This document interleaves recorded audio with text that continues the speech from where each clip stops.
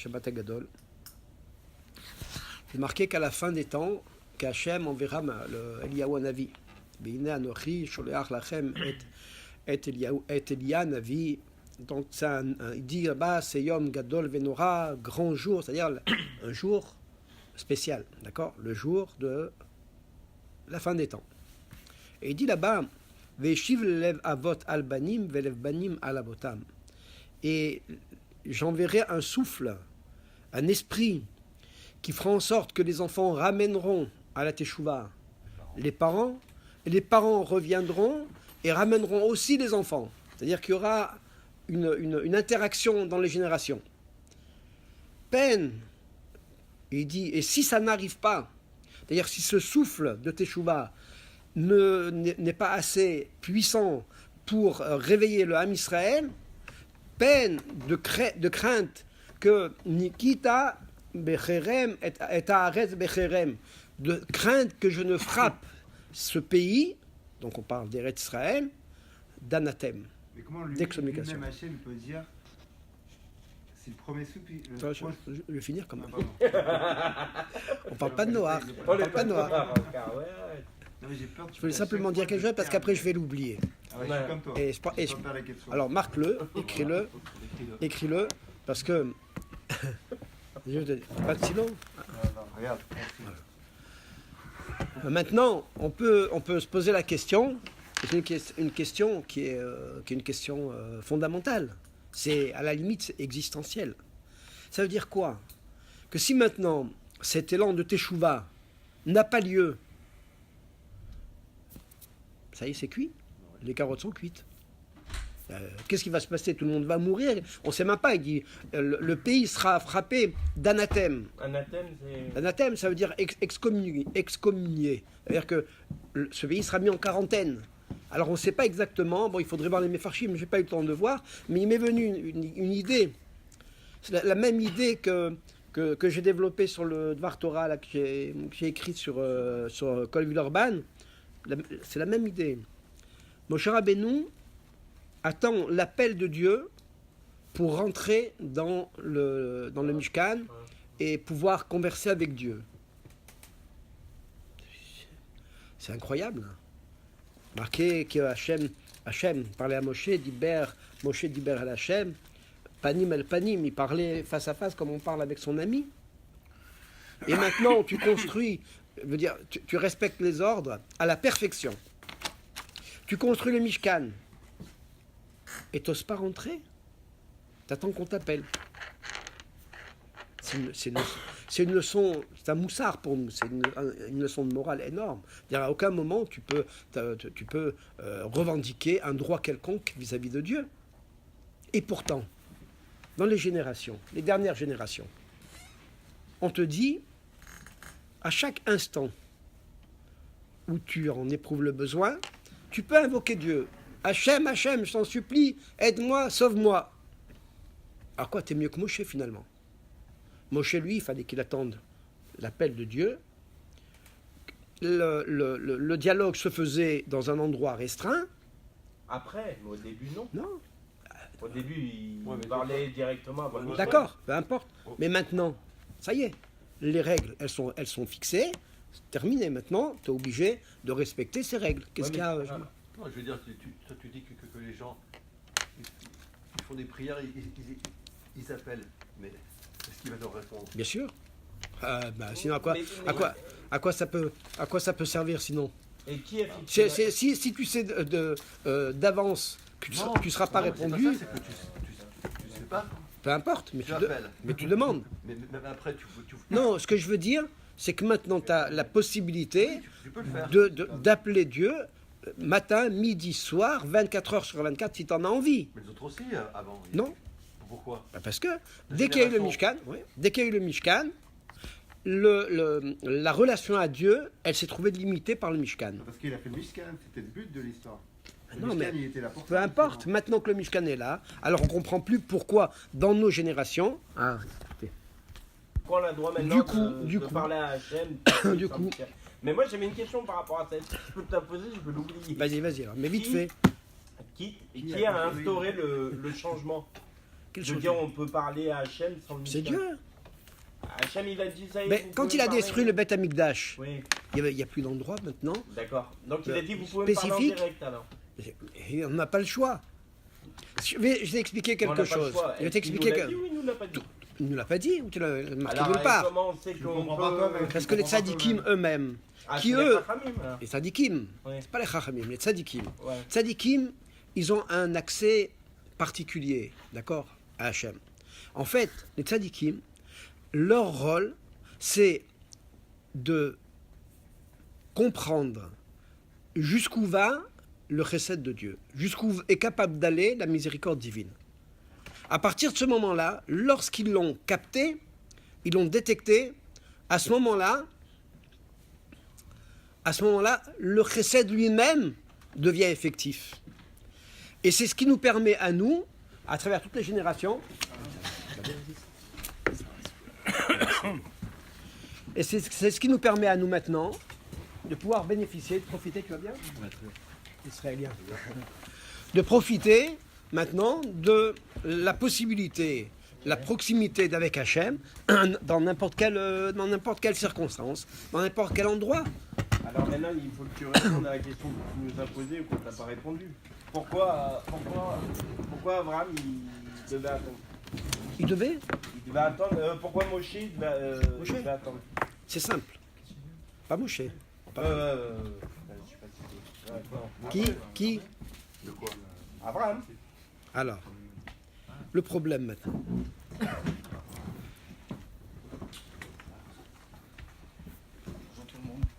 Bonjour tout seul.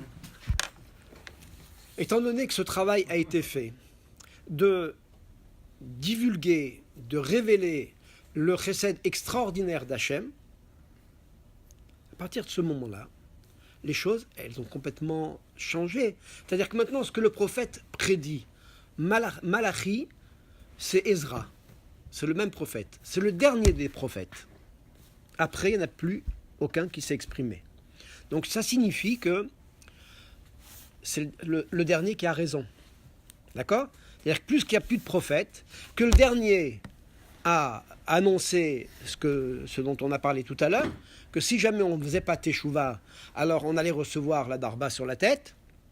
À partir de ce moment-là, on a le droit maintenant d'avoir peur. Dire, attends, mais sauf, on est combien à avoir fait Teshuvah, à avoir vraiment, s'être vraiment engagé dans la Torah, dans le derrière d'Hachem. On est combien? Très peu. Donc finalement, on est quelque part en échec. On est en mode échec. Ça veut dire quoi? Ça veut dire que maintenant, le Hachem, il va nous punir, il va frapper le pays d'Israël d'anathème. Non. Voilà ce que je pense, moi. C'est mon opinion. Je ne l'ai trouvé nulle part dans les Mefarshim, donc vous en ferez ce que vous voulez. Mais je rejoins un petit peu cette pensée-là que j'ai exprimée dans le Kol Vilorven, c'est-à-dire que, en fait, on peut s'appuyer sur des textes pour ça. Hein. En fait, le fait d'avoir révélé, par l'intermédiaire de Tzadikim, ce chesed extraordinaire de Dieu, nous permet de changer les donnes, de changer tout ce qui devait arriver. On sait très bien, par exemple, qu'un prophète vient, il annonce une catastrophe. D'accord? C'est un vrai prophète, on ne parle pas d'un avis sheker, quelqu'un qui vient et qui, comment on dit, qui se la pète, quoi. Il vient et puis il annonce quelque chose et tout le monde est là, d'accord, avec beaucoup de respect, on prend tous peur, etc.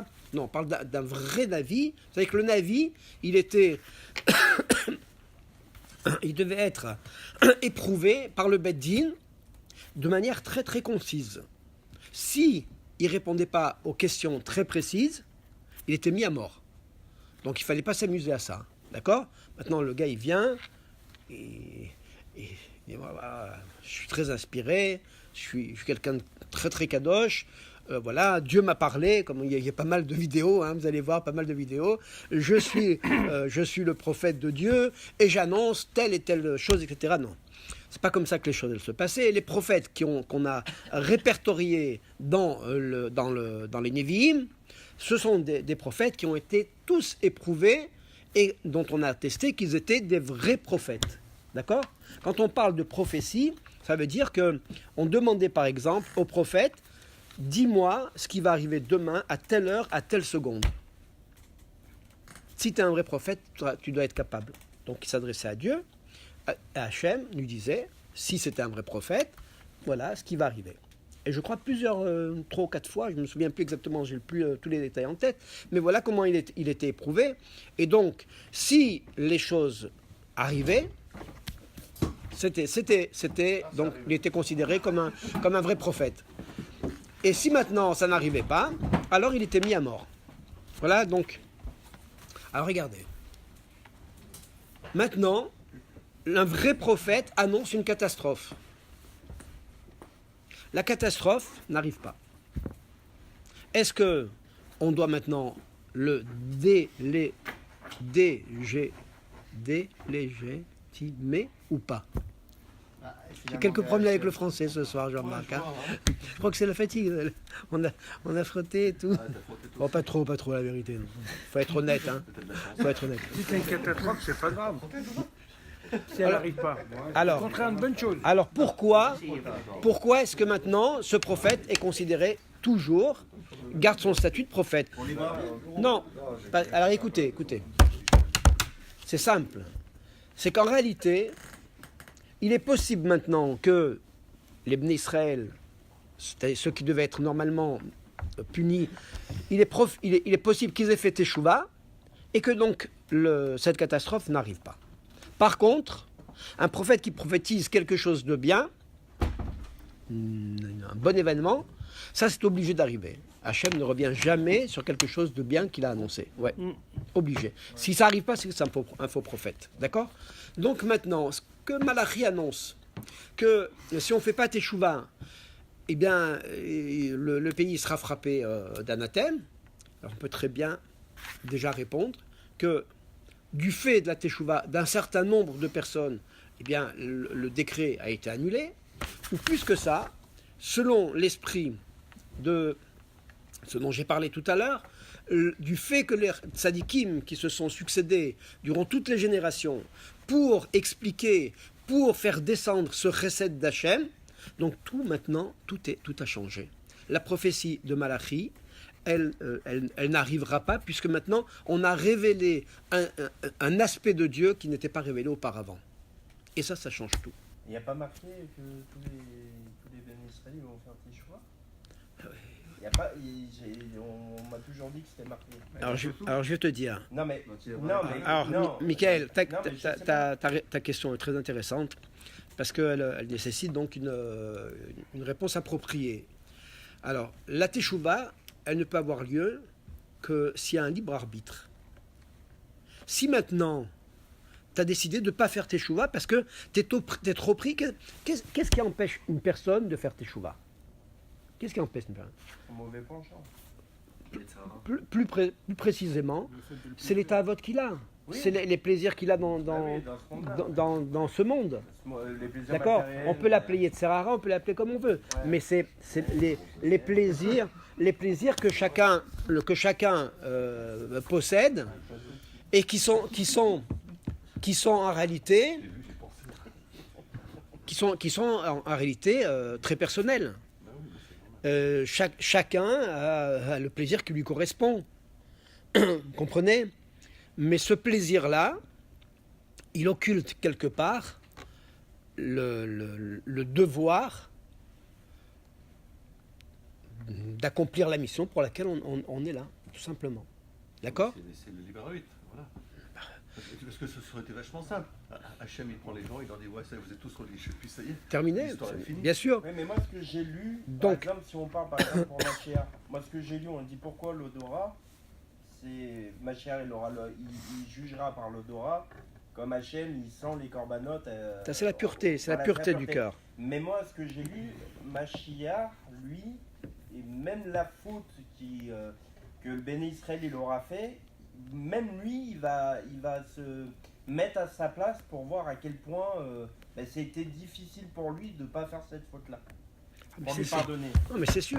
Même, vous savez ce que disent aujourd'hui, ce que disent aujourd'hui tous les rabbanim, ils vous disent que maintenant celui qui met les tefilines aujourd'hui, il a la même madriga que le Tana de l'époque de la Mishnah. Parce que mettre les tefilines aujourd'hui, avec toutes les tentations, tous les problèmes que les gens ont, ça devient un acte héroïque. Tu comprends? Surtout en Chutz Laaretz, en Israël, c'est peut-être un peu plus simple, dans les milieux religieux, peut-être c'est plus simple. Ce principe-là, c'est-à-dire qu'on est plus de la moitié à faire de la tchouva, quoi. Donc on est dans le bon timing. Bezrat Hashem. Donc on sera tous, on sera tous zoré du Mashiach, oui. On est dans le bon timing. Mais à quoi ils servent les tzadikim? Ils servent justement à trouver tous les points positifs, tous les côtés positifs. Quand Moshe, c'est dommage qu'on fasse pas le cours sur Pessah, lorsque Moshe, ça rejoint quand même, lorsque Moshe a été confronté au problème du Hegel, il aurait pu dire à Hachem, mais c'est des pourris ces gens-là. Voilà, je les lâche pendant quelques heures, quelques journées. J'arrive pas, je suis en retard, et qu'est-ce qu'ils font? Ils m'ont massacré. D'accord? Oui, mais il aurait Maintenant, la même faute il aurait dit la même erreur. peu importe, mais il était dans son droit. Adam aussi avec sa femme. Non, Moshe n'est pas responsable, je suis désolé. Adam, lui, est responsable de ses actes. Chava, elle est responsable de ses actes. Mais Moshe Rabbeinu, il a fait quoi? Il s'est absenté pour aller justement faire du bien, à ramener la Torah de vie au Bnei Israël, et il revient, et il s'aperçoit que tout a foiré. Qu'est-ce qu'il a fait? Il n'a rien fait de mal. Donc maintenant, il pourrait très bien dire, attendez. Maintenant, Hachem, il est en train de parler avec lui. Il dit, attends, bon, écoute, Hachem, c'est bon, vas-y, rase tout, hein, on va prendre ce qui était à peu près bien, d'accord? Puis on va faire quelque chose avec, on va reconstituer un petit bloc, et d'accord? Il aurait pu dire ça. Hachem lui propose, voilà, tac, j'éradique tout, je te garde. Je peux poser une question. Non, pas tout de suite. Non, pas tout de suite. Parce qu'après on coupe, après on comprend plus la suite des choix. Je vais vous dire. Maintenant, qu'est-ce que fait Moshe? Il dit non. Si réellement tu veux détruire le peuple, tu me détruis avec. Ça veut dire quoi? C'est-à-dire qu'il est en train maintenant de montrer à Hachem que cette phase rigoureuse qu'il est en train d'exprimer, c'est pas sa vraie nature. C'est ça qu'il est en train de montrer. Et tous les tzadikim, à travers toutes les générations, ils n'ont fait que ça. Ils n'ont fait que combattre la rigueur de Dieu pour démasquer Hachem et révéler au monde qu'Hachem, c'est que de l'amour, c'est que de la rachamim. Donc à partir de ce principe-là, mais tout est transformé, tout est changé. Est-ce que vous avez encore d'autres questions? Est-ce que tu as une question? Je l'ai oublié. Ah, voilà. Non. Juste une question. Attends 2 secondes, s'il te plaît. Pourquoi Hachem fait monter et il n'est pas descendu vers les Bnei Israël et il leur faut, avant Vayered Hachem. Et à tous leur dire voilà c'est comme ça point barre au lieu d'en faire monter un. Vayered Hachem El Har Sinaï. Hachem est descendu sur le Har Sinaï. Ça veut dire quoi? Ça veut dire qu'il y a eu une ascension de l'homme représenté par Moshe, parce qu'il fallait quand même être à la hauteur de Moshe pour pouvoir recevoir cette énergie extraordinaire. Mais Hachem a fait sa part, c'est-à-dire qu'il y a eu un échange, il y a eu une montée jusqu'à un certain niveau, il y a eu une descente jusqu'à un certain niveau, de façon à pouvoir communiquer, pour pouvoir être connecté. D'accord? Si Hachem était descendu trop bas, pas de connexion possible, d'accord? C'est comme le réseau téléphonique. Si maintenant l'homme était monté trop haut, il n'aurait plus de rapport avec les autres êtres humains. Donc il a fallu qu'il y ait une pshara, on appelle ça en hébreu, un compromis entre les deux, d'accord? Mais Hachem, il est bien descendu vers les êtres humains.